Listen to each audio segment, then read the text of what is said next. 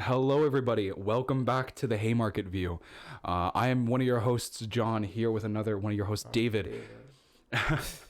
And here we are to talk about we're talking about conservatives today and how more specifically converting the enemy, yes, if you will, and how we should approach that. How we should approach trying to get these people to Yeah. become less cringe and more base. because that's all we're trying to be in the end of the day, isn't it? Yeah, less cringe, more base, basically. Yeah. So something we talked about. This is like a thing we were talking about earlier about violence that I find weird is how conservatives are weird about violence. How are they weird about violence? Can I explain? Explain. So they're like totally okay. Some conservatives, like a lot of them, especially the ones American conservatives, who buy into the founding myth of the whole 1776 thing, right? Which we could do a whole episode on that. We probably will. I want to talk about the American Revolution. I want to talk about Thomas Jefferson and all that. But anyways, they buy into this idea that okay, and this is also, it connects with the whole gun thing, with gun culture, which is the idea that if the Republic ever sees a type of tyranny, it'll be our right to overthrow the state. Like, that's basically what it is. That's what they supposedly believe. And obviously then you have things like the January 12th thing, not January 12th, January 6th, whatever. Stuff like that, where they actually were, I guess a lot of them did have guns. They didn't shoot anyone. They didn't really do anything because they were pussies, but whatever. And yeah, all those types, especially right-wing libertarians who stock their whole house with tons of weapons, have you ever seen Bowling for Columbine? David, those kind of people who are the reason why there's for every person there's 1.2 guns. You've seen Bowling for Columbine, right? Yeah, of course, by Michael Moore. Yeah. With Tim McVeigh's brother. Yes. He has a fucking 45 under his pillow or whatever. It wasn't just the 45 under his pillow. I think he had a couple other guns in the house. Just hidden throughout the house. I think he had some Smith and Wesson or something. Yeah, yeah, that sort of shit. Why are those people so ineffectual? And I think ineffectual? I know why. What do you mean? Because their whole view on revolution and on that whole thing, it's so simple.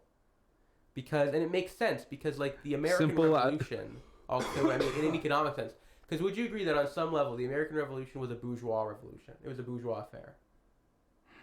In what sense? In the sense that the main vanguard consisted of wealthy land-owning men. Yes. Okay. Yes. It was in a sense a class war of that exact specific sort. And it was about taxes. With such a big specific in group and such a large vague out group. Yes. Yeah, of the British government, whatever. 100%. So the point I'm trying to say is that for them, these sorts of people, unless they find themselves, and this is the issue with the American, America is just the whole idea is so contradictory. Every facet of it is a massive contradiction. So Americans who claim to care about the idea of tyranny and all this, these people are usually very simple. Okay, it also depends on the person and it depends on the era. They're the kind of people who believe that the Constitution is exact. Yes, and some of them, I will argue that during the Bush era, the sort of right-wing libertarian types were actually slightly less cringe than they are now. Can I explain why I think that? Yes. Well, first of all, right-wing libertarians, they were very anti-intervention.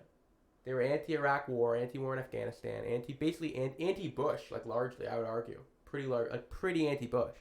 And, it was also before, the internet was, making things really cringy. Because then, the whole, meme about, ANCAPs or whatever. Because back then, I don't think the term ANCAP even became, semi-common in conservative, circles till, the 2010s. 2010s, probably. Yeah. You know what? Actually, no. A little bit before then, because ANCAPs had some sort of resurgence in and around the housing crisis. Yeah, exactly. That sort of thing. And there were mind you people who had similar ideas to that, but they just would never have claimed to have to be I don't know. It depends on the person, because some of them are more anti-state, some of them are more we're anti-big government, whatever that means, or they're anti-federal government, I suppose, and more in favor of the regional governments, that sort of thing, which I actually kind of can get behind. But yeah, so it's it's this whole land of contradictions, and it's the whole idea of revering, first of all, the whole reverence that they have for the police.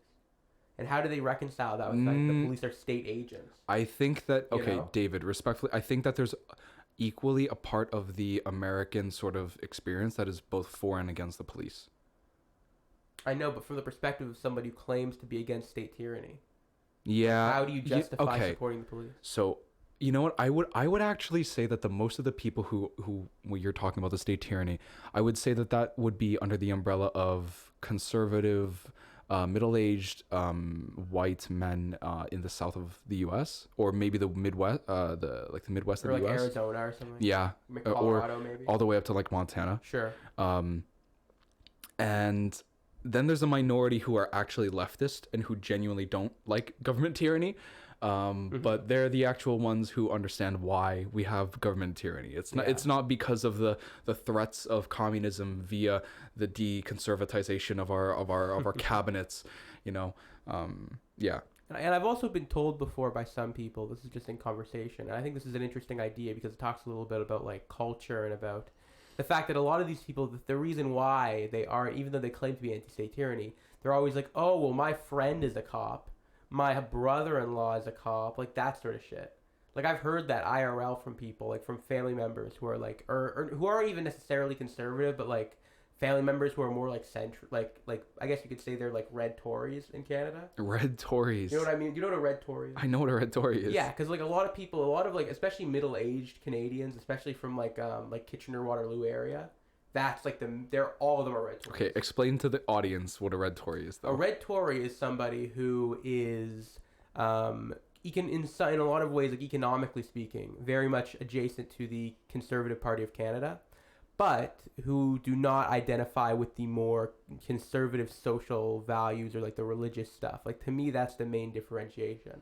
Is like they're more like they're almost it's like socially liberal, fiscally conservative, basically, but in the context of Canadian politics. It's like it's not essentially progressive conservatives, but it almost is. It's like very progressive conservatives, which is an unbelievable thing for most Americans to think about. But you see, what's interesting in so this is a very big tangent. We'll get back on the original topic, but what's interesting about the political spectrum in the U.S., I think that they would be in awe in realizing that our conservatives are like their Democrats. Yeah. They would be in awe. All the people in the US who are like, oh, Trudeau's he's a good looking guy. Well, a lot of people in the US, especially the MAGA people, think that Trudeau's an idiot, which he is in a lot of ways. Oh yeah. But I don't think a lot of them really realize how far left our politics can go. Like considering in comparison, in comparison. Yeah, it's just not even a comparison. No. Like the biggest like socialist people in US politics used to be Bernie, and now it's like the DSA, Ocasio-Cortez, and those kind of people. Ilhan Omar. Yeah, Ilhan Omar is only that popular amongst the online Twitter people. I'm sorry, but in that same sense, Ocasio-Cortez is way bigger. She's probably one of the biggest leftists in the U.S. politic right now. She's normie, but who gives a fuck? She's actually fighting for stuff. You know what she was doing? I was talking, and you know what? Fuck it. All those people who are listening, who also watch Destiny on YouTube, go fuck yourself. You can agree with this, okay? Yeah, okay. They can agree with this. We're going there. We're going there. For everybody who doesn't realize David's and my political ideology yet, we're gonna explain it to you. But like, Destiny was right in this one fact, okay? Okay. About the what was he? I'm so sorry, I lost my train of thought. Alexander, sorry, I was talking about AOC, Destiny. My brain wanted to go off. That for AOC a sec. is really normie. But yeah. So you know what AOC really helped talk about? What do you think? How the human rights violation happening in Puerto Rico with all the lack of supplies going there, and all of the neglect that our current like establishment has done for it. She has criticized all of the then South American and Central American blunders that the U.S. has done, and advised the U.S. not to intervene in all these sort of nations. With that said, considering that the U.S. should also give like aid in some ways. Yeah. But yeah, so you have that going on. But back to the concept, the idea of conservatives though in the U.S. and like the weird, like the whole obsession with the state. I think also you have this bizarre kind of American exceptionalism, which I think there are definitely right-wing libertarians who don't buy into it, especially like the older type, like the 2000s type, who were like the very anti-Bush, kind of 4chan types who probably in a lot of ways probably really hated America, arguably. I think they hated America because they realized that everybody could be more free. Yeah, or they just thought everyone was a fucking idiot. Like, for instance, can I give you an example of what I'm talking about? Yeah, Even though I know he was never that right-wing, but like, old TJ Kirk, like really early TJ Kirk. I never knew anything of The TJ Amazing Kirk. Atheist? You never watched him? I never watched him early on. I've seen a few of his videos. Yeah. Well, to begin with, okay, so he was never a conservative, not even remotely, but he was a libertarian. I guess he was more like center libertarian for a while. Like he was like a libertarian lib. Okay. But he's like a great example of like the archetype of what I'm talking about, of somebody who would have probably been like, libertarian in the sense of like they're anti-state, but probably usually pro-capitalism for some reason, or like pro-real capitalism as opposed to like crony capitalism, blah blah blah, all that bullshit. Like somebody who's like very much like a like angry in a way, and like dissatisfied with American society, like the type of guy who was listening to Marilyn Manson in high school, the kind of guy who was called a Columbine shooter in 1999, the guy who swore the guy who wore by like Black Sabbath. Yeah, like that's to me when I think of like a libertarian from the 2000s, that's what I think of. When I think of a modern libertarian, I think of a fucking psychopath, a real full-blooded, probably a huge fucking racist. Like, it's so sad. Like, I feel bad for them because they've totally lost their image. Libertarianism used to be a symbol and a slogan of not just the streets, but of like the clubs and the underground fucking garage bands. Sure. Wait, and then all of the different punk rock scenes and anarchist scenes that came out from the libertarian left back in the 90s, back in the early 2000s when emo and goth was in. That was their heyday. Everybody, and then all of a sudden libertarianism just got caught up in this quasi fucking objectivist sort of world. Yeah, and we should make the distinction that the term libertarian was actually originally fucking coined by a French anarchist in the 1890s, because the term anarchist was like, it was basically illegal to call yourself an anarchist in France for a period of time because it was like associated with violence or whatever. So he called himself a libertarian, or in French, libertarien, like. And then also another example of this is the Makhnovists in Eastern Ukraine. But you want to know what's interesting about the reason why they call themselves liberationists instead of anarchists? Why? Why do you think? Or not per se liberationists, but libertarians. Why do you think? It's because they understood the fundamental dialectic. And you know what? This is actually going to come up a lot. Everybody, this may be the first episode you're listening of David and I's, but this is going to be something I'm going to talk about in so many episodes. Something about my politics, something about my philosophy that I like to think about. And David and I are going to explain our political ideologies right after this. But like, I have a focus on the modernism sort of idea that everything is just hierarchy. This is fundamental. This is everything to do with Marxist sort of ideas. Everything is just hierarchy. And when you're going from anarchism to then liberating yourself from the hierarchy, that essentially makes you an anarchist. So that's, I think, what they were going for. Maybe, I believe. Anyways, sorry. Before we go into anything else, sorry to cut the topics right now. We're going to go back onto like what's inside a conservative and all that kind of stuff. But David, and to everybody who's listening, we're going to explain our political ideologies. So David can explain his first, and then you guys will hear mine, because you guys are probably more interested in his, since he's the more theoretical one of the two of us. So the way I view it is this. This is my ideology. I am of the opinion that the abolition of capital, the abolition of private property, and the abolition of... Does that mean personal property? No. Private property. As in land and machines in a factory. So assets. Exactly. The abolition of private assets. And the abolition of... Okay, here's where it gets controversial. I'm anti the abolition of imperialism, I'll say that, to make it simple. Because I think the concept of globalism is way too big for me to talk about, but I am a little bit skeptical of globalism in a lot of ways. But yeah, so I generally, I would call myself generally you could say semi-libertarian Marxist. I definitely have sympathies towards that.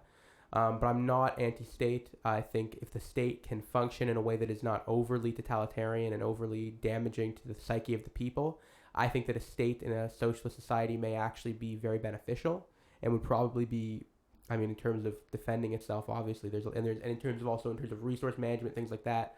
I'm actually not against. I'm in favor of a planned economy. I'm in favor of workplace democracy and of workers' councils and all that.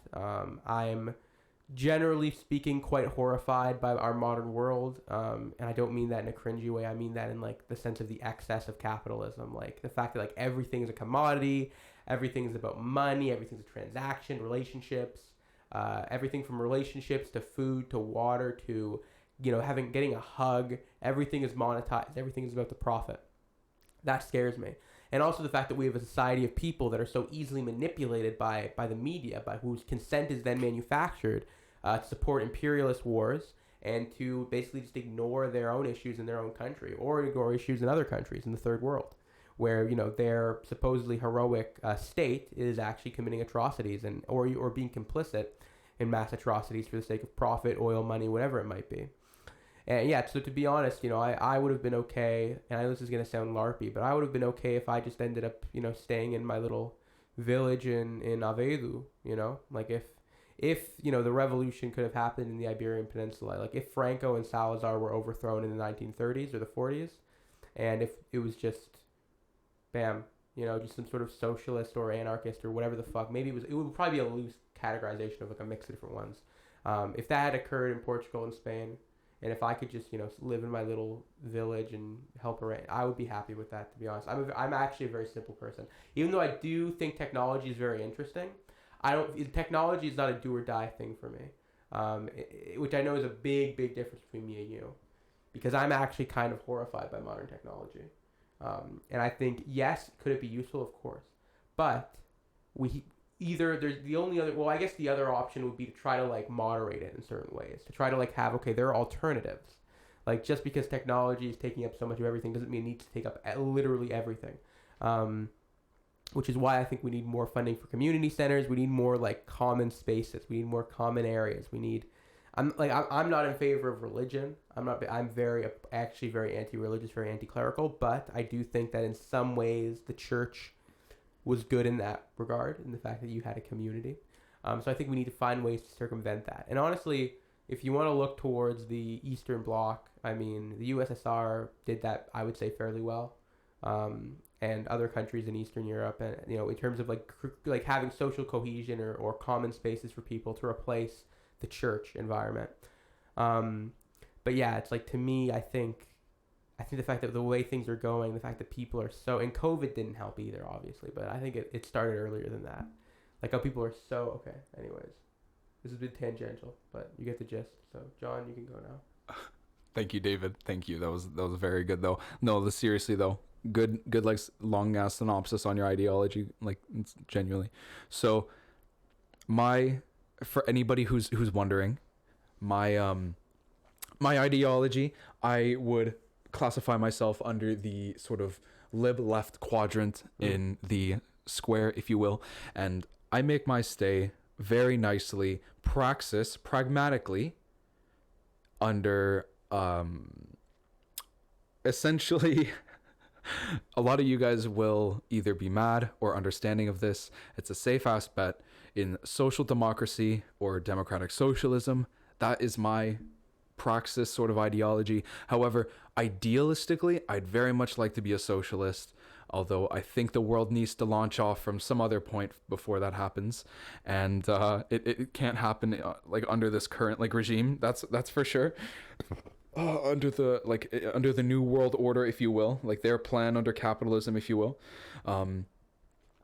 If I were to, I guess, talk about my positions socially, idealistically, I'm a social anarchist, but in praxis, I very much try to be a progressive. So think of things like, I'll call you by your pronouns, just don't make them crazy neo ones.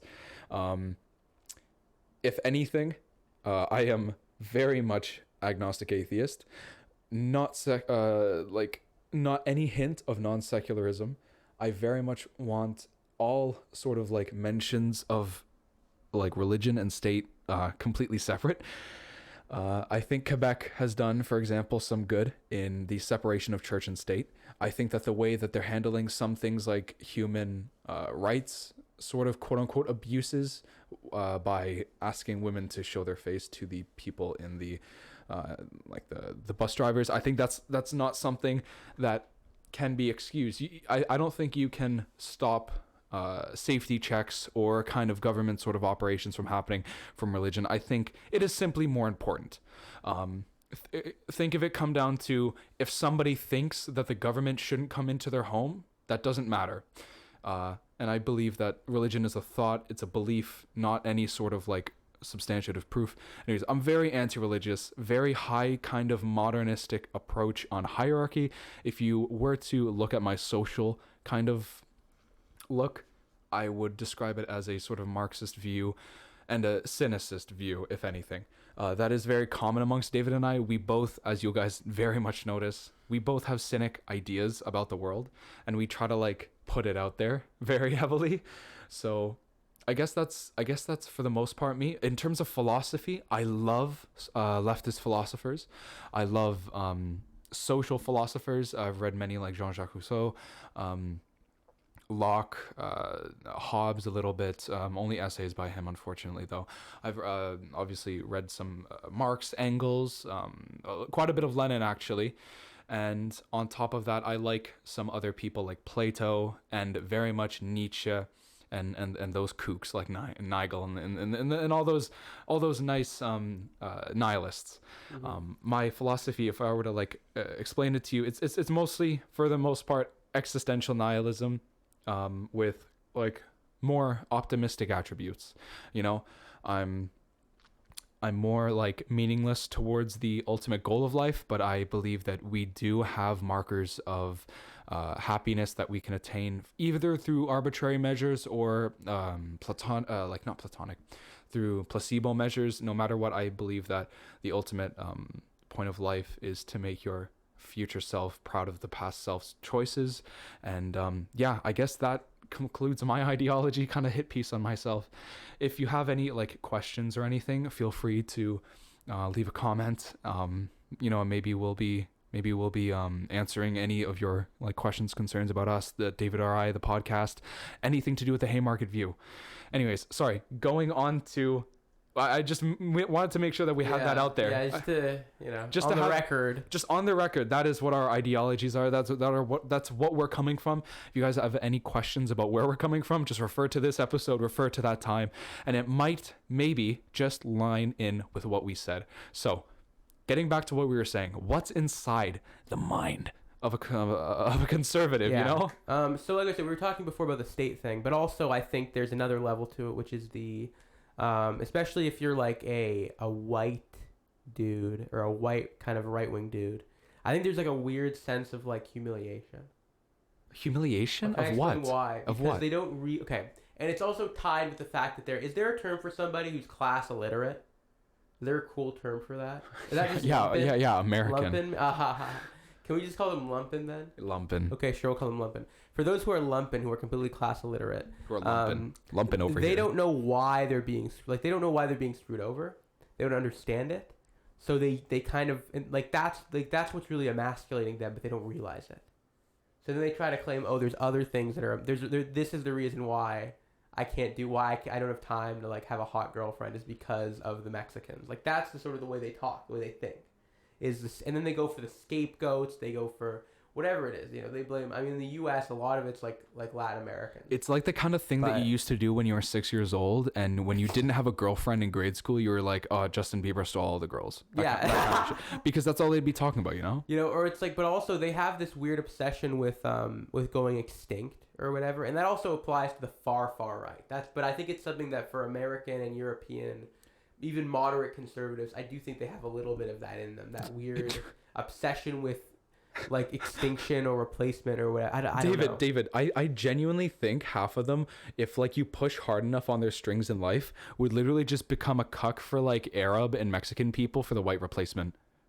Maybe, because you can argue. You know what? It's Freudian sexual pathology. Literally, everything. All politics is sexual pathology, whatever. And so on and so on. Yeah. You know what I mean? So you can make that argument, but I think also just a lot of them are just kind of, they don't know what else to blame. Yeah. And also I think, you get the ones who, and then religion plays a big part of it too. Religion fucking sucks when God, heaven, hell, fire, brimstone. Dick. Exact. That's all, okay. Because you know what I think is interesting about hell? What? The idea of of like a permanent punishment for temporal sins. That's interesting, and I brought that to my philosophy teacher who had a degree in psychology with a minor in theology. And what's interesting about the guy is that he told us,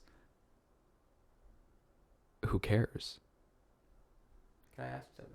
What? Is this teacher, is he a Christian? He was. He was. His kind of belief was, he had very Aquinas kind of beliefs, but he thought that like it was the plan of God. The plan of God plan of God is divine, guys. Okay, but he's not. You saying he's no longer religious? No, of course he's religious. He's still religious. Yeah, he's Polish. But okay, interesting. But so he's okay. I'm not. Even, okay, that's. I mean, hey man, I get it. But the point I'm trying to say is though, like hell is something that's like not focused on much. But there's no way to justify it to me. Like, and a lot of people, like for instance, when you look back at certain philosophers who had religious leniences, or like had some sort of like can I give you an example? Kierkegaard. Oh yeah, what about Kierkegaard? Kierkegaard was raised Lutheran, and he had, even though later on in life he kind of went in, he disavowed like the church or whatever, like the hierarchical Danish church, but he still held on to like a type of, I guess you might call it deism in a way. And for someone like that, didn't he describe it as agnostic theism? Yeah, basically. Or I'm sorry, I learned about him in my philosophy course like a year ago. I'm not 100% sure. Like he believed, the whole idea that God is love, right? But sure. But the thing with those people, though, what I respect about them is that they don't claim to believe in any kind of punishment or any kind of reward, because when you think about it, it's bribery essentially. It's like you're being bribed with something. You're getting, you get this eternal reward for following and living like this, and not deviating 1 ounce from it. Or if you do deviate from 1 ounce from it, you must go to see this person, and you must talk to them in a certain way, and then they'll say some things, and then you're absolved. But if you do something again, you have to go back to this person, and it just goes. You know what I'm trying to say? Like it's so strange to me. So then, and I know a lot of American evangelicals aren't like really even that like what's the term, literate when it comes to theology. I don't think most of them are particularly knowledgeable. I would argue even the top 50% of most adamant Christians have never read the Bible. Have never read at least like the page first to page. No. Have never read the first book of the Bible. Like in its entirety? Genesis. You go through Genesis in grade school, or not grade school, in high school if you go to a Catholic high school in Canada. Okay? Like you go through like a lot of this kind of stuff. Yeah. And I would argue a lot of them don't. And a lot of them never do. Because if they actually would, then they realize that there's even contradictions in the First Testament. There is. Because there's a part where it says that Eve was made from Adam's rib, but then there's also a part in Genesis where it says that Adam and Eve were made at once or whatever, right? Like man, no, there's a lot of like, I don't know, there's a lot of holes that you can post. That's not the biggest one. No. But I mean, the two creationist stories, for one, they're overlapping, they're contradicting. Yes, because they were written by two separate people. It was written by what they call the Yahwehist and the what was he called? The Elohist or whatever. Like it was two different Jewish scribes who were writing the same, probably like an oral tradition story, and they were writing an account of it, but they for some reason ended up on the same document. It's weird. And there's other examples of that happening, but that's the big example, right? There's also the issue of like, God, the Bible. So did I tell you that I've actually read the Bible from back to back, cover to cover? Like the entire... Yes. Including the Apocrypha. Interesting. I have. But not the Orthodox Apocrypha, just the Catholic Apocrypha. And I'm not even going to talk about the Ethiopian Bible. So you've read the entire Bible? The entire canonical Protestant Bible, and plus the Catholic Apocrypha, yes, I have. How long did that take you? Took me 2 weeks. Just straight? Because it was all I was reading. This was at summer camp, actually. Because there's not a lot else to do. Because you know why, actually? Can I explain why I did it? Why? Because during... oh my God. Okay, explain this, and then we're going to get back onto conservatives. Okay, sorry, everybody. But this is it's interesting. Well, this relates to it, because this summer camp was very conservative. Okay, good. So I went to an evangelical Christian summer camp in a certain region of Ontario that a lot of people go to for that sort of thing. And I'm not going to say where, but you could probably figure it out. If you're from Canada, you probably would know. But, it was very conservative, and there was this thing called worship. And now I come from more of a Roman Catholic background, so I'm not really super familiar with like, or I wasn't, and now I am, but at the time I didn't really know how it worked. But evangelicals, so like this includes like the charismatic movement, right? So yeah, like Pentecostals, like the more charismatic Baptists, that sort of thing. They have just like rock bands basically. Like they don't have an organ, they don't have hymns, they just have a rock band that plays really, really mediocre shit that sounds like Creed. Creed. Or Nickelback songs. Nickelback. You know, like it sounds like really bad post grunge, but it's religious music. You think they could ban out a couple of Nirvana songs? Yeah, they could, and just rewrite the lyrics, make it about religion. Yeah, of course you could. Like Teen Spirit, like God's Spirit. Sure, why not, man? But the point I'm trying to make is there was an expectation that you were gonna like get up and sing and dance, and it was just really like in the psalm where it says, "Oh, sing and dance and it pleases the Lord," that sort of shit. I could tell. I have a million stories from this, but because I went for years. But, okay. Anyways, yeah. But what I was essentially, I had a loophole where you didn't have to sing or dance. If I was saying, okay, I want to during this time, I want to go in the back and I want to read scripture. And I asked the pastor, and she was like, "Of course, read scripture. Of course, bro. That's why you're here." And I got the excuse to go outside and read scripture while the band is playing inside in like the chalet. So yeah, over the course of 2 weeks, I read every book of the Bible, front to cover. I don't remember what translation was it. Shit, it was like probably like NIV. No, it wasn't. Or was it like Okay, I know no one cares about this, but was it the New Revised Standard Version? I think it was. It had to have been. It had the Apocrypha, the Catholic Apocrypha in it. What is the Apocrypha? The Apocrypha are books of the Bible that Martin Luther thought were gay. I'm joking. The original Martin Luther? Yeah, like Martin Luther as in the Lutheran. Yeah. He thought that these books were not canonical because there was no surviving complete text in Hebrew of these books. Only in the Greek Septuagint, but not in the Jewish texts, in the priestly texts. So he thought, okay, that's sus. Why is that the case? That must mean that these texts were invented by some sort of Greco-Jewish niche sect who aren't important. And therefore, because obviously the Jewish priests, the Israelite priests, whatever, they didn't care about these books, so why should we? So that's what it was. But Catholics and the Orthodox Church, they have their own like Apocrypha. So they have some books that the Catholic Church does not consider canonical. And then the Ethiopian Orthodox Church, oh my Lord, dude, you don't even want to see their Bible. You don't want to. You could kill several adult humans with that full thing hardcover. No, I'm serious. That thing would actually leave fucking bruises. It would. Like the Ethiopian Orthodox Bible is like basically, I don't even know what to compare it to. It's almost like freaking Marcel Proust type shit. It's that kind of long, and it's like so much weird bullshit, like the Book of Giants, and like the second epistle of Stephen, and like the Book of Enoch, obviously, all that awesome shit. If any of y'all are into that, let me know, because I love that. Bro, shit. we need to make multiple episodes. We need to make multiple episodes on just David's knowledge of the Bible. Yeah, and on theology, because I told you I had a phase where I was kind of flirting. You know, you've probably read more and probably retained more about the Bible than some people who have degrees in theology. I know, it's very scary, definitely than the average pastor would. No. I would argue not more than the average pastor. Really? Yeah. Similar? No. You have way less than the average pastor. The average pastor definitely has read the Bible way over and over and over. Well, because they have to present it. So not just present it. They study it just... I mean, it's their life. I guess. It's their Bible, if they're to real, speak. If they're legit. It's their Bible, so to speak. Yeah. If they're legit, you know. If they're legit. I'd argue most pastors aren't the shitty pastors. Okay. Yeah. You're probably right. Like if they're actually serious. It's like ISIS. It's a loud but small minority. Yeah, man. Dude, all those pedo priests out there, they're literally the ISIS of like the Catholic Church. Yeah, they're the bad apples. But although they're not like a group. There isn't like Priest Pedo Anonymous or some shit like that. I don't fucking know. No. And they don't like chill in a Discord all together or something. Well, it's quite the opposite. I think they probably want to be very distant from each other because they don't want to be caught. But regardless, this is a very weird tangent. This is a very weird tangent. We're talking about conservatives. Back to what we were talking about. And then I wanted to give my little experience of reading the Bible and being pretty decently familiar with Scripture. Anyways, okay, back to what we were saying about the conservatives and religion and the Lord Jesus Christus. Okay, so Jesus Mariosa, they are important, but not right now. So, okay, so to do with what's inside a conservative. So, if you guys we talked about the religious part. We talked about religious part.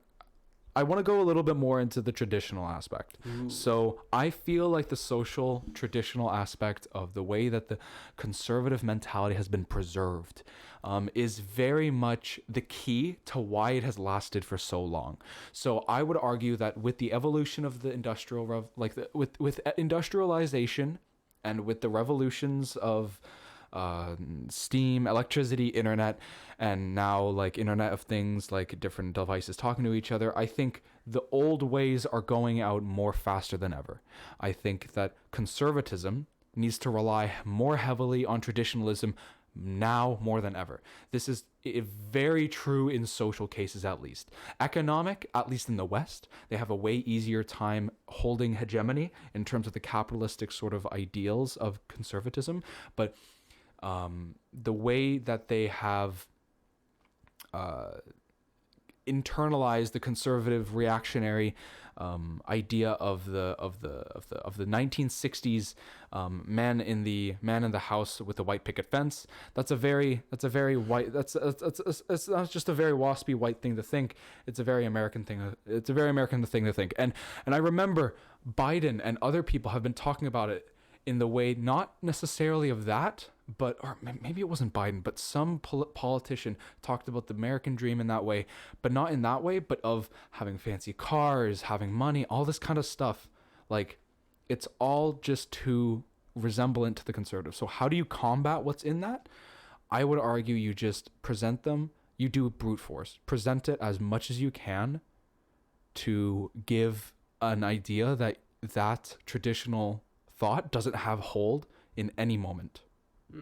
That's interesting. And I think that this is very telling to how we combat these sort of things like over organizations and different states and countries.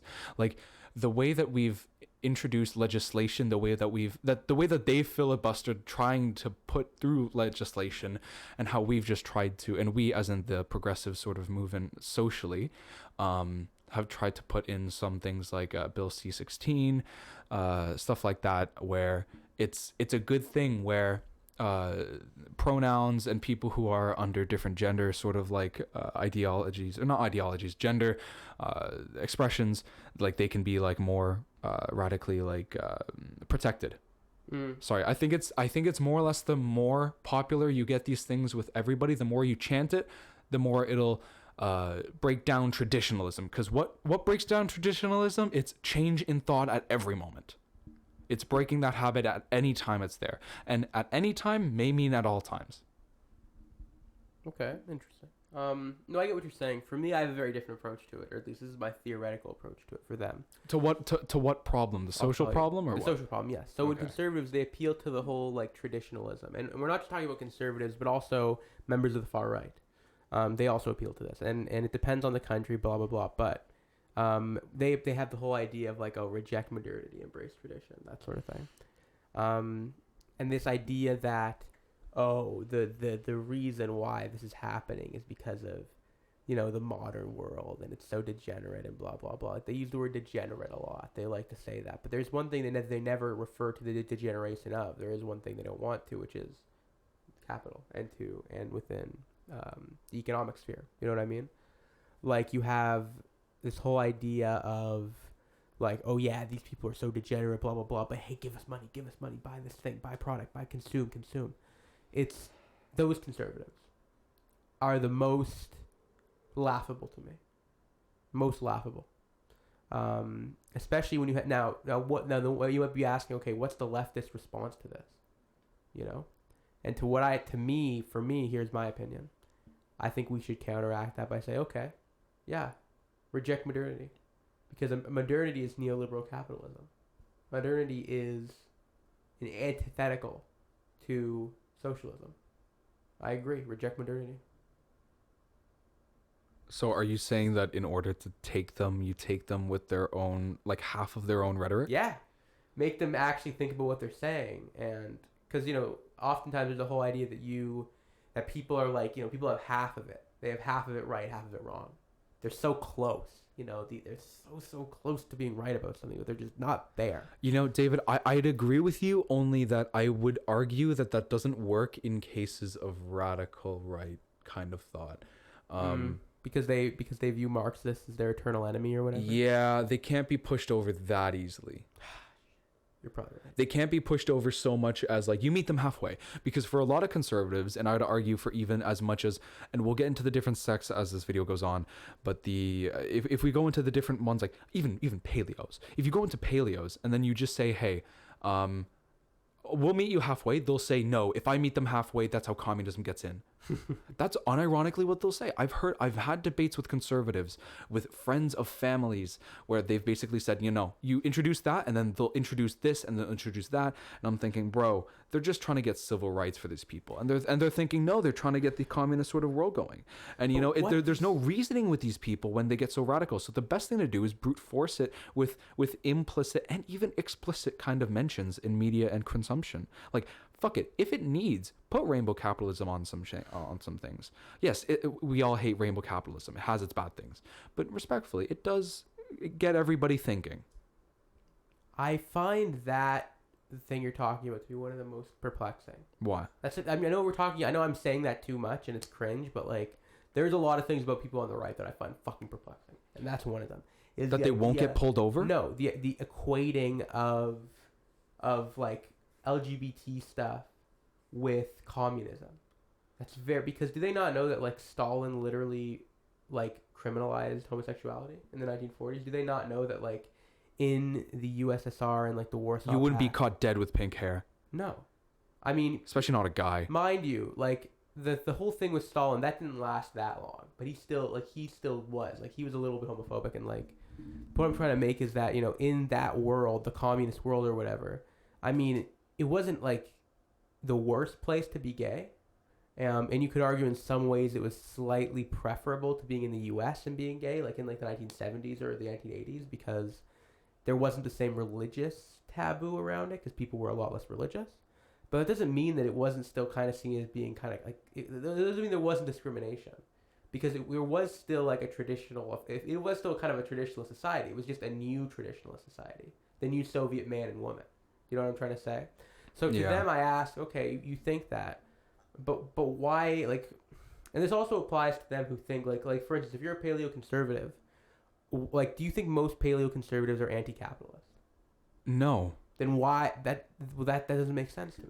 What? How does it not? How can you look at the modern world and say that the degeneracy of the excess of the modern world, how can you look at that and say, yeah, we should just keep having like private enterprise and like how the hell do you, that doesn't make sense to me. Because they get they get it wrong in the way that they believe that the world has gone wrong. They think it's the Jews? Maybe not Jews, but definitely the progressive left that pushes for different like reform that they believe that they then like associate with the kind of change that they don't like in the world, when they don't realize that the change that they want in the world can be done if they just stop believing the things they do. Yeah. No, and also the whole thing with like that's literally all it is. The whole thing with LGBT stuff is also kind of sad, because I feel like a lot of them just don't even want to even have a conversation. I mean, like, okay, they don't want to even have a conversation. But what's the reason? Okay, reason. Sorry, everybody, for my misspeakings. But like, what do you think the reason all this is for them being so like anti-gay and reactionary? Why is it that they're so reactionary? There's another topic, because guys. Modern Life is rubbish. That's a Blur album. Modern Life is rubbish from 1992. You should go listen to it. But what I'm trying to say is, Modern Life is really shitty. And I think everyone except the rich know this. The rich are perfectly fine. They're laughing. They are laughing all the way to the bank. You know, the Republicans, the Democrats, all the major career politicians, they are loving it. They are. But you're the schmuck. The average person, you are the schmuck, and you fell for it hook, line, and sinker. When you said, "Oh yeah, let's invade Iraq," hook, line, and sinker. When you said, yeah, let's invade Afghanistan, hook, line, and sinker. When you say, oh yeah, let's go have a coup in freaking Nicaragua, whatever, you fell for it, man. Let's just destabilize Iran. You fell for the con. You ate your bugs. You did. And you know what? You are a schmuck for doing that. It's my opinion. For those people. Okay. Is that a little bit too George Carlin? No, you're fine. By the way, everybody, David very much frequents trying to just go on a tangent and rant on how the CIA just ruins the world. I was trying to do ruins the world. George Carlin thing, man. Everybody knows that was a George Carlin thing if you've watched George Carlin. Yeah, that's true. But just the gish gallop of George Carlin is one of the best fucking speeches in the world. Just all the gish galloping he would do. Oh, respectfully, they were fair points. Although I don't even know if he was thinking about all of them properly. No matter what. Anyways, the motivations between them and them being the crazed conservatives of the right now. Yeah. So in my opinion, right now that is like in our current scene. Can I give a massive fucking hot take? In our current scene, sure. Okay. I think it may actually be easier to bring over or convert members, like people on the far right, than any other sector. What? How? I know. Hot take. Why? Because of how... Well, because they think that the society is fucked. They think that everything's fucked. So therefore, all you got to do is like say, okay, it's fucked, but not for the reasons you think it is. Whereas with somebody who's like a fucking... I don't know, David. I still think they're so freaking strong. I don't talk to them very much. So they have such a hold. More than I do, how hard they are to fucking get to. Well, I mean, I don't know if everybody... I don't know if David knew this, but I used to run a politics Discord with a few hundred people. Yeah. So I used to run a politics Discord with a few hundred people in it. I can't say the name and I don't want to. So... frankly, no matter what, just know that I feel like all these radicals who would align themselves with the fascist kind of alignments or the quasi kind of paleo-conservatives that you'll sometimes see, dare I even say anarcho-capitalists, they're very, like I was saying, they won't be so easily persuaded. And if they do, they were never really that into the pipeline to begin with. To be put into the side, because to be honest, anybody who's been through the pipeline, anybody who's been that 14-year-old looking, or that's a 16-year-old looking at the Hyperborean kind of like shit, they know it's so addicting. It's so addicting and it's fucked because they have such a good way at like hooking on your insecurities and saying everything will be fine. You'll become the better man you need to be. Just do this. Be like that. Be racist. That too, and that's their whole shtick, right? That, and also to the extent of like, men go their own way, people, and then skin colors go their own way, and then genders go their own way. Just anything. It's just all that. Everything going its own way. It's essentially self-inflicted atomization, unfortunately. And I hate saying that, but it's fucking true. Yeah. It's so true. It's self-inflicted, accelerationist, isolationist, fucking atimazationist crap. And all of them, it's literally just a scam so that they can get more people on their little kiwi farms. But anyways, on RIP via Keffels. I know. But fuck you, Keffels. No. Should I say that? Maybe not. I don't know. I don't know. Is that bad optic? Yeah. Anyways. I'm sure. Okay. If you like Keffels, that's okay. You can like Keffels. It's okay that you like Keffels. Totally I don't know why, but anyways. I don't know why, but you know. Okay. Lastly, I think one of the only points I have left. So can I ask you a question then? Sure. Sorry for interrupting. No, you're fine. So do you think that I'm wrong completely and that the far right might actually be the hardest people that you convert? I'm okay. It really depends. What kind of far right are we looking at? Let's say I really think this depends. What if they acknowledge that capitalism is cringe? Like, okay, no. Those guys are super. Liberalism is a problem in our society that's causing problems. Okay, no, that's not different. The exact problems that they think, but like other kind of problems. Also, David, you also might run the risk of just turning them into Nazbols. You do realize this. But then you have to talk about why race isn't important. You have to like No. You have to break down their class ideas before their economic ideas. Okay, but how do you think you get them with the stuff about race? Because for those people, that's so. It's so ingrained in them. I know. Race is actually not important. Like it's grandfathered into their brains. Like how do you do? Do you think it's because they've never really interacted with people of color before, and that's why they feel that way? Because they've never had interactions with them, like they just don't know. They just don't know them. Yeah, and they don't understand them, David, I think this is a good point, and it goes back to the whole why of the reactionary take. I think it's because they have the demonization because it's so alien to them. Yeah. A lot of these people in Tennessee, a lot of these people in Mississippi, you know, maybe not Mississippi. A lot of these guys may have never actually had a black friend in their life. Sure. You know, like there's entire memes that like you should have at least 1 to 3 black friends to not be racist. And then you'd get all these like memes of like entire school districts just being fucking racist by default. Yeah. Like man, I think part of the reactionary thing is it's grandfathered in. It's tradition. It's grandfathered in by hierarchy of their past. Hierarchy of their past. Simple as that.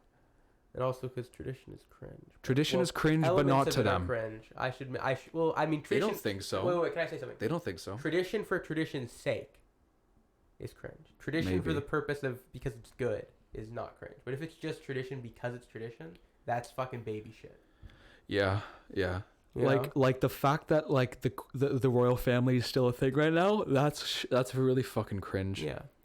No, and also would you agree though that like conservative media outlets do like to kind of push the racism stuff? Conservative media outlets? Like, yeah, like let's say I know Fox News is a cliche example, but Fox News, Breitbart, that sort of shit. Like, for instance, when COVID happened, right?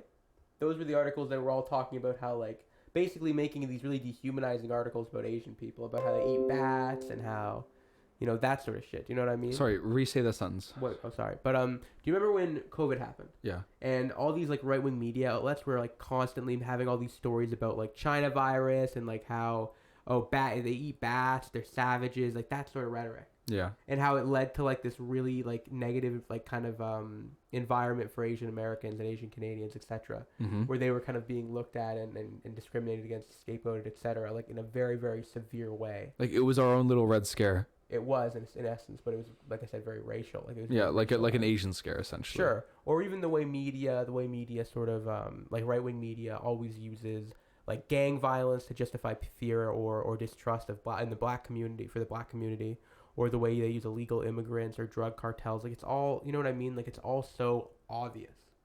You know what I mean? That what they're saying is actually a dog whistle. Like when they talk about China, or when they talk about like that, like for instance, when they talk about like the China virus, they're really talking about Asian immigration, like in a sense, or you could interpret it like that. You know what I mean? It'll have the same effect on the connotation.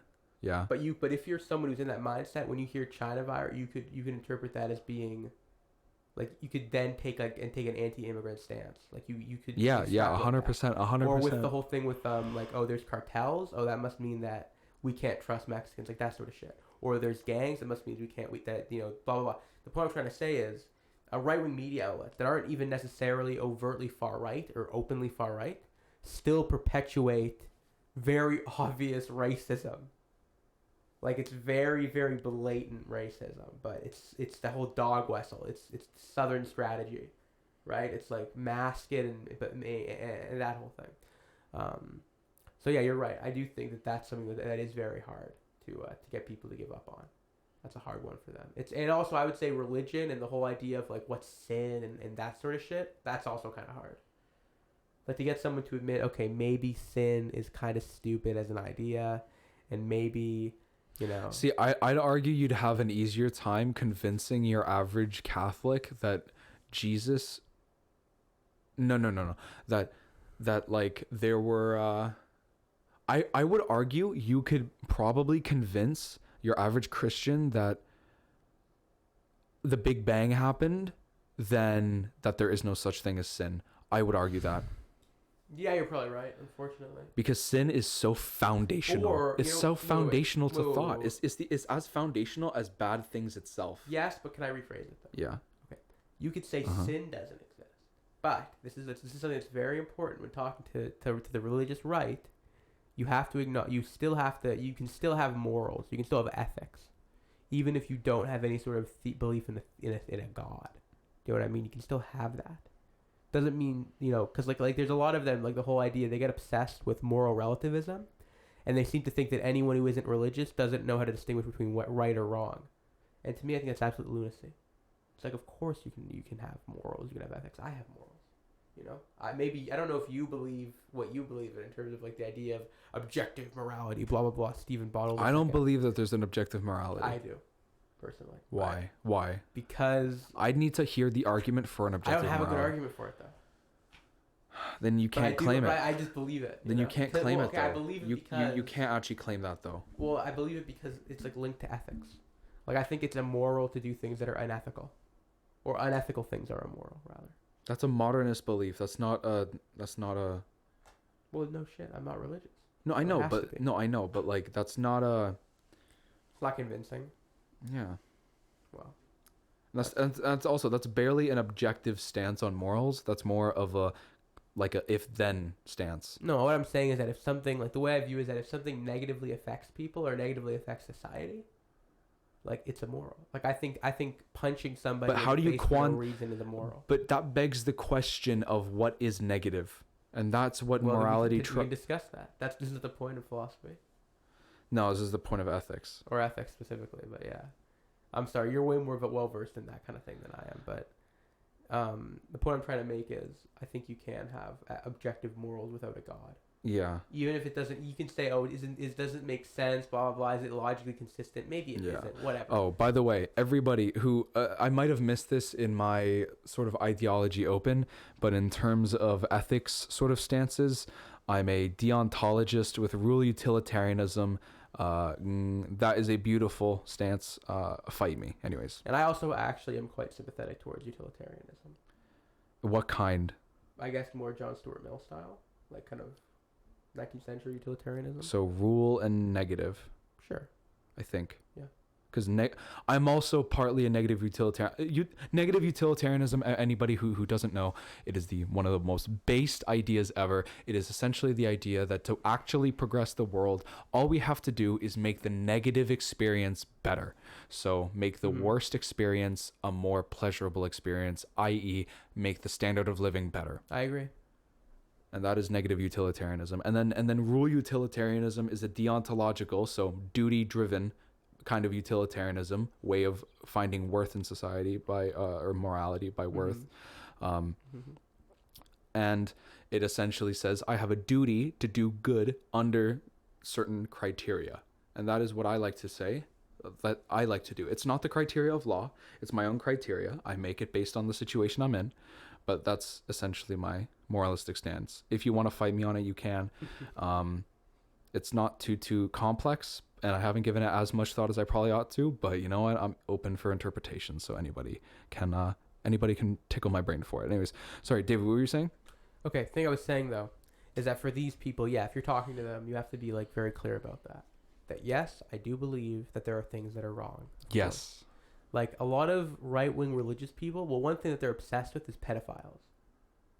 They are really, really, which is, I mean, you could argue is ironic because blah, blah, blah, the Catholic Church, blah, blah, blah, the Southern Baptist Convention, all have like cases of like child sex abuse, right? But yeah, it's a big one for them. So, you know, if you're talking to someone like that, who's like like borderline, like Pizzagate or TrueAnon adjacent, Pizzagate, you have to talk about pedophilia, or rather, I guess, child sex abuse, however you want to like phrase it. So that's an important one for them, I've noticed. Because I have actually had a few like debates-ish with conservative types or far-right types like years ago. Mind you, this was when I was like 14 maybe. So I wasn't exactly the best fighter at the time. I wasn't exactly the most skilled rhetorician as a 14-year-old, but it happened. Mm-hmm. And in my experience, yeah, it's those people, and then you also have the, like I said, ethno-nationalist types who are oftentimes kind of two sides of the same coin. Like, with the exception of the ones who are neo-pagan, they're kind of their own thing. But the neo-pagans, though, in the end, I would argue that neo-pagans and, like, hardcore evangelicals would collaborate.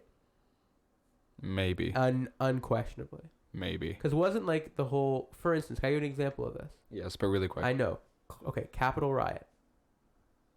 Because there was a lot of evangelicals there, and there was the one neo-pagan Same thing guy. with Charlottesville. And Charlottesville. Oh, that's also a great example. Yes, there were tons and tons and tons of neo-pagans there. But there were a lot so of Christian many identity people. There were so many kinds of conservatives at Charlottesville. Tons of far right, but yeah. Yeah, conservatives. I'm joking. I know, No, far right. No, I'm joking. No. Yeah, there were so many kinds of far right at Charlottesville, and yeah, that is exactly. There's an alliance, the pagan and fundamentalist Christian alliance. That's all that Charlottesville was. Yeah, yeah, and that's a very common thing in fascism, a common theme, even in Nazi Germany. I think, are we gonna end it off there? Well, no, not end it off. I'm saying like.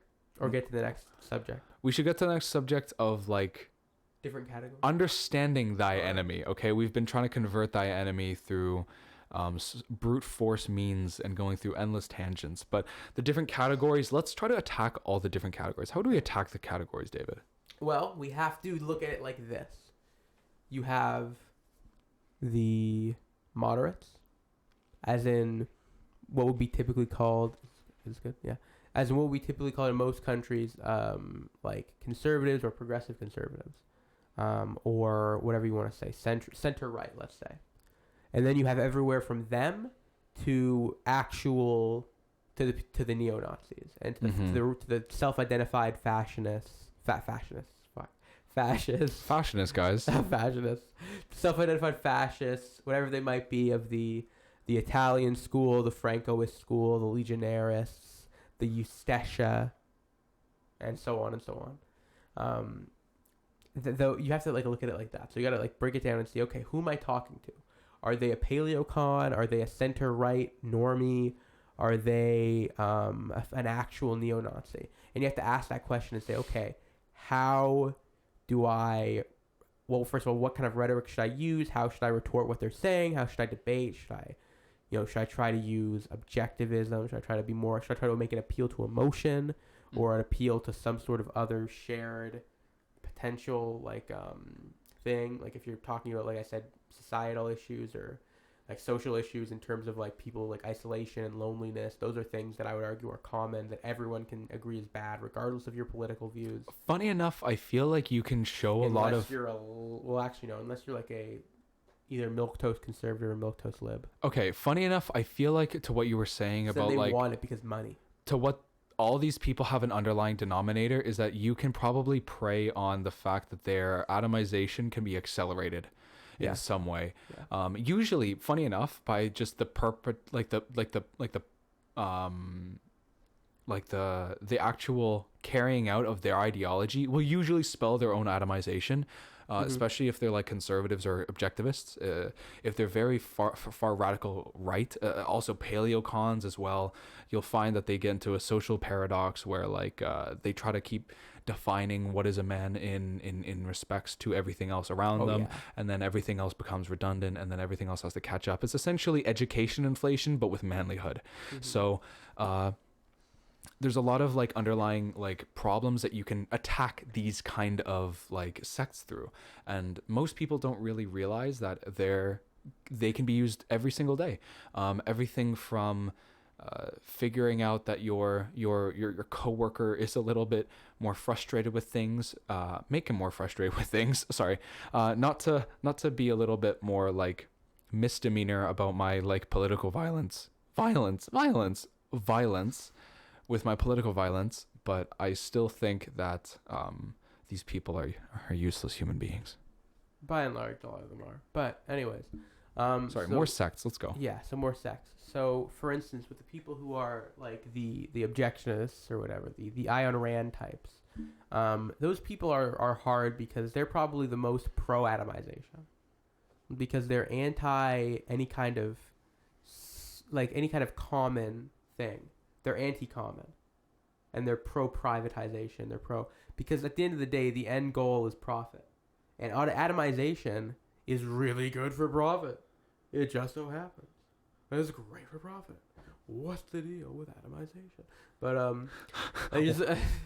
it just so happens, right? What's the deal with airplane food? So for them, they don't care. For the let's say someone who's a trad calf monarchist. They care about atomization and the erasure of common spaces and the erasure of social connections and the issues between men and women having issues talking with each other or whatever, like that sort of shit you can get at them with, but you just have to be very careful and you have to be slow and steady, and you can gradually get to the fact, like if they're a monarchist, you have to tell them, listen, that's cringe. I think the key thing to realize is that we haven't even talked about monarchists. Oh my god. Yeah, that's actually. Are they their own category? Okay, well, let's put monarchists and everything above up to like brutalist gangists up in their own category. Okay, let's do that. Let's do that at a different time. But to what David was saying, everybody, I think a really key point to what he's talking about is like realizing what they need for their kind of social society, quasi faux cohesion. Yeah, exactly. Their ideal thing. Figure out what they want to see and then make that a scarcity. Yeah. Make that a scarcity. If they need labor, have no labor. If they need people not talking to each other, talk with everybody. You know, if that's the kind of idea that they need to perpetrate, then you know what, all we can do as I guess the proles, if you will, talking about my 1984 talk, I guess we gotta reprint the newspaper, if you will. We gotta do it ourselves. Sure. We gotta do it ourselves. Take it in your own hands. Exactly. But yeah, so those people are their own thing. I would also say then there's like this sort of cringy, like, averse, like contrarian conservatives. Who? Like people that are like, oh wow, because of there's a Marvel movie with a gay person, that means gay people suck, like that shit. They're like, oh, it's so unavoidable. Oh, like those people, like that. They're like the quartering or whatever, like that sort of thing. Those people are like barely. I mean, those people aren't really that worth dealing with, but they're just kind of another example of. They are conservative, though. I would argue they're conservative. That's more of an aspect of conservatism. Yeah, especially in the American context, because they don't have a lot else to cling to, so they have to cling to like petty, corporate media.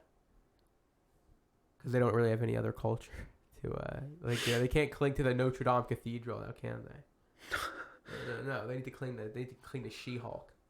You know, that's American. That is American. Very, very. She-Hulk twerking should be the thumbnail of this video. Yeah, I know, but like converting thy enemy using She-Hulk's fucking dumpy. Yes, like how on earth? Attorney at law. How on earth can that be a culture war issue that anyone cares about? It's not that. That's the scary thing. American society scary because people care about stupid shit and don't have. Like, you're right. That's the thing I'm talking about though.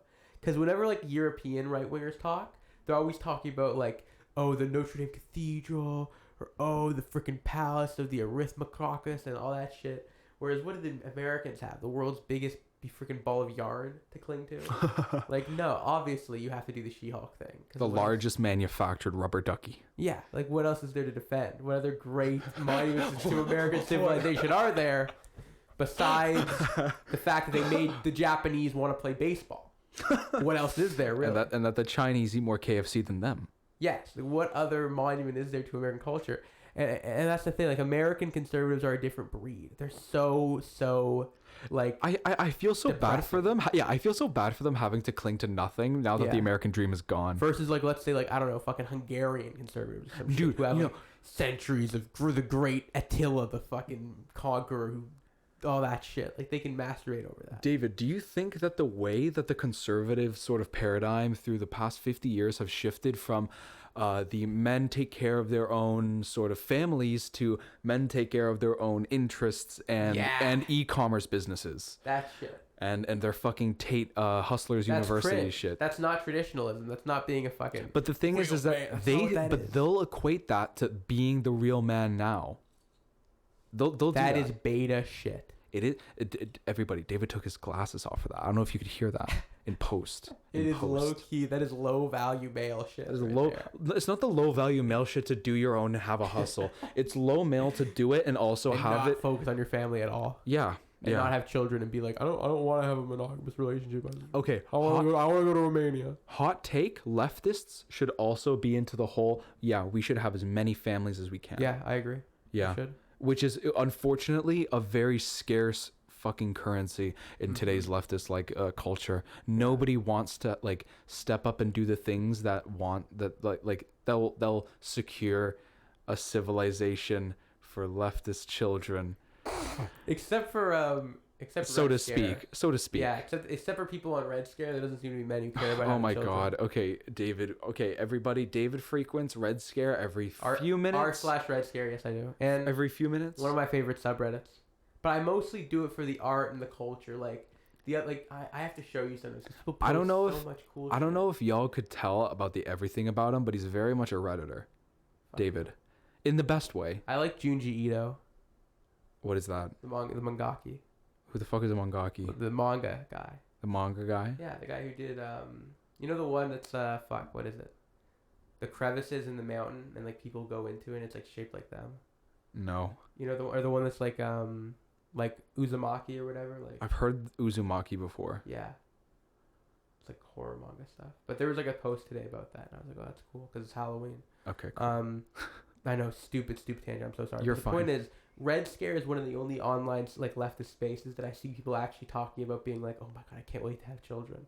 Like that sort of shit. Really? They're actually like good trad like people? Yeah. Good. I guess. They are like talking about how they can't wait to like, you know, have this idyllic house in the countryside. I can't wait for my white picket fence and my apple pie by the windowsill. Yeah, you know, and they're not weird about it, like, because I think also there are definitely some people. But what's being weird about it? You know, okay, let's acknowledge the elephant. Where's the line? Draw it in the sand. Can we be honest that there are definitely people on the far right? They're a small group who have like a weird sexual fetish surrounding having like a traditional, like a trad wife or whatever. Sorry, repeat that. Like they have like a fetish for like they have like a breeder fetish or whatever. Like those people exist. I'm not talking about that. I'm talking like more like really normal, like very just I want to have kids. Okay. You know, which is fine. I mean, I want to have kids. Of course, most people do. I think on some level, except for the fucking idiots. Those people like the whole the climate doomsday type. Okay, I know, massive hot take, massive hot take. I think a lot of the climate hysteria from people in like the Western world is a little bit overhyped because they're going to be the ones who are like going to be the least affected by it. You know, a lot of people stopped talking about the climate change. Not a bad hot take, but I think a lot of people, here's the truth about that hot take. Okay. Not a lot of people are talking as much about the climate. You know, I don't know why. COVID? No. Well, not just that, but I think it was even before COVID. We actually patched the hole in the ozone layer.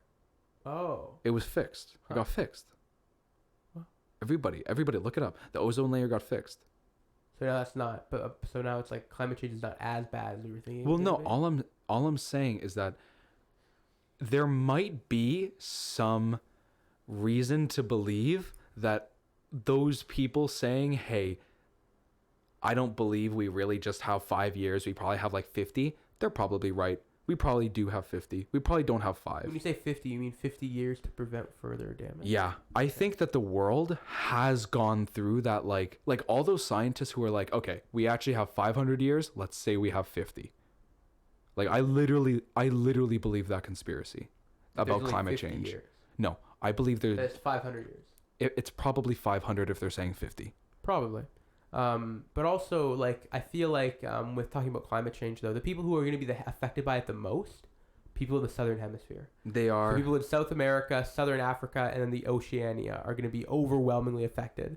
Not as much New Zealand, but definitely Australia. Well, though, I would argue that Australia and New Zealand, they do have one advantage. What? Because they're very highly developed countries, they may actually be able to find ways to, like, circumvent things. To be able to create like communities or whatever, cities that are protected or whatever from like the outside like sources in terms of the environment. I mean, that's already kind of how it is. I don't think they're wealthy enough. I don't think they're wealthy enough. But if they got funding somehow, let's say they got help from like foreign aid from the U.S. or something to build. I think the U.S. would rather have that kind of aid on themselves rather. But we wouldn't need it though. Or like, they would. Not to the same extent though. I would argue Australia and the southern hemisphere is going to be way, way worse off if climate change continues to get worse. They're going to be way more fucked. Man, a lot of places like California on the West Coast, they're all going to get on fire, and the south of the U.S. is going to be a fucking wasteland. Oh yeah, the hotter regions for sure will be fucked. No, it's absolutely going to be just as detrimental in the U.S. I don't know what you mean. Not just as. I'm not saying, okay, there will be problems. But it's not going to be as detrimental as like in Australia or like Argentina or Chile or something or South Africa. Like they're going to have it way fucking... And we're probably going to have an influx of like basically a climate refugees coming from the southern hemisphere. That's what I'm interested in for the future. I don't think Australia and New Zealand would have the same issue. I think that they'll probably be able to have some kind of like technology to be able to prevent like to protect people or whatever, like almost like some sort of technological oasis. I don't know enough about it, but no, but that's a fair point, and that's another thing that I'm really interested in. I'm really not, it's not that I can't wait. Okay, I don't want these things to happen, but I'm interested to see what the first kind of round of the world's kind of climate or disaster refugees, not just earthquakes from Haiti. I'm talking about actual climate refugees where their houses are underwater and they're not going to go underwater. Yeah, I don't know about the sea levels. That's a different thing. I mean, wouldn't that just basically be? I don't know about the sea levels. Close to the coast? I mean, too close is I mean, like half of the Philippines is below sea level. So do you think that like places like the Philippines are going to be losing a lot of land though? Yeah, those kind of islands. I don't know a lot about this subject. I just want to say that. I don't know the sea level stuff. I don't know the sea levels for multiple nations. I know that in the Philippines, a lot of them, their entire country is like their sea level, and then most of it is just below it. And then there's other places where there are just beach or coastlines, or some places in the Maldives where like entire resorts are going to be like destroyed. Yeah. Although I don't know when that's going to happen. Everybody used to say, these sort of things are going to happen. We only have 10 years, 20 years to save ourselves. Again, I think it's probably more like 50. I think it's probably more like 200. Do I think that we shouldn't be doing something right now? No, I think we should 100% do things right now, and there has been things being done right now. The amount of cleanup efforts that have gone global have been insane. And you know what, bringing it back, it's doing great wonders for leftism in modern worlds, because who's piloting these kind of efforts? Leftists. More left-leaning people. Leftists. Yeah. They're just leftists. It's literally just leftists, and if they're not, then they're leftist adjacent. Leftist adjacent, or working with them. Progressive, whatever. Sorry, yeah, this is sorry, trying to work it back to the topic. So should we then shift towards what we got to do? I guess, like, about the entire situation of conservatism. What do we do with the conservative question? Of converting thy enemy. Yes, the Hunter Avalones of the world, and people who are stupider than him. Yeah. The kind of people like Shu. Sure. Who are almost like, or like types who are adjacent, who are kind of in between somehow, who are like almost center right, because they're I guess they are the most moderate. Yeah. And they're the most ineffectual, the most simple, especially if they're American, because like I said, they don't really have a lot to cling to. They don't have this great grand tradition or whatever. They have very, very minimal tradition, and are largely a lot of more mythical kind of weirdness, like revering George Washington or whatever. But for those people, I would say if they're concerned about like social issues, about people not being like atomization, try to appeal to that. Appeal to atomization, and we on the left need to take a stance against atomization. And I've noticed it already a little bit on certain subsets, like among places like Red Scare, TrueAnon, like Stupid Idpol, that sort of sphere of the left. Like we're not going to eat our bugs type shit. Yeah, the dirtbag types who are like the anti-bug eating dirtbags. They seem to be very, very, very adamant about it. But then I do wonder about the more Voshite left, and the more kind of the gamer left, and the weeb left, and the masturbation left. I wonder about them. If it's harder to get them to admit there's a problem here, or admit that we have to do something about it, And then those people, I think, are a lot worse in terms of trying to get them to convert people, because they just they're decadent. They're literally the decadent, degenerate, neoliberal consumerist nightmare, essentially.